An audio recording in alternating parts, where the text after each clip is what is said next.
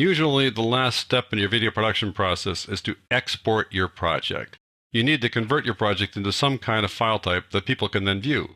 They can't see your project unless they own Premiere Pro and have all your assets. So you need to convert it into some kind of file type that they can view, be it in a browser or on a device or broadcast media, things like that. So that's usually the last step. Now, sometimes there are intermediary steps for exporting as well. So what I want to do now is just run through the various types of exporting. The most commonly used exporting process is to export it for a device or for websites for broadcast. That's just the typical way to do things. It's the typical workflow. You're all done, and you're going to create a video file that people can watch.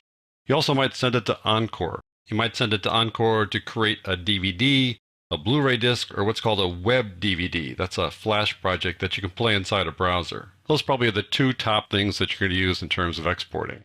Moving down further, you might want to export your project for further editing. In this case, I'm talking about turning your assets into really high quality, basically uncompressed media, so that you can use them again later and know that they're going to be in pristine quality. This is a little bit different than exporting to use with another bit of software, which I'm going to explain in a second. You're basically ensuring the quality of your assets so you can use them for further editing down the road. You might want to export to tape. Basically, hook up a tape drive to your system and essentially play your project, play your sequence onto that tape. Finally, there's this kind of group of things where you're exporting for other editing software. The most common workflow is to export for Final Cut Pro. And you do that using what's called an XML file, Extensible Markup Language file. It's basically a text file.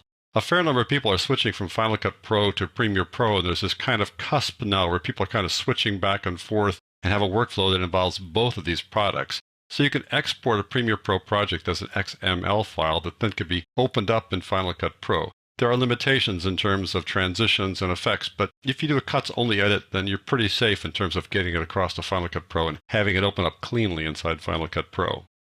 There are also a couple of other things. An edit decision list is similar to an XML file. You can open up that in a variety of nonlinear editors. AAF, Advanced Authoring Format, similar to an EDL. And finally, you can export your project to an OMF file, which is an audio file that works inside DigiDesign's Pro Tools audio editing product. So these are all the various approaches to exporting. I'm going to explain exporting formats in the next lesson.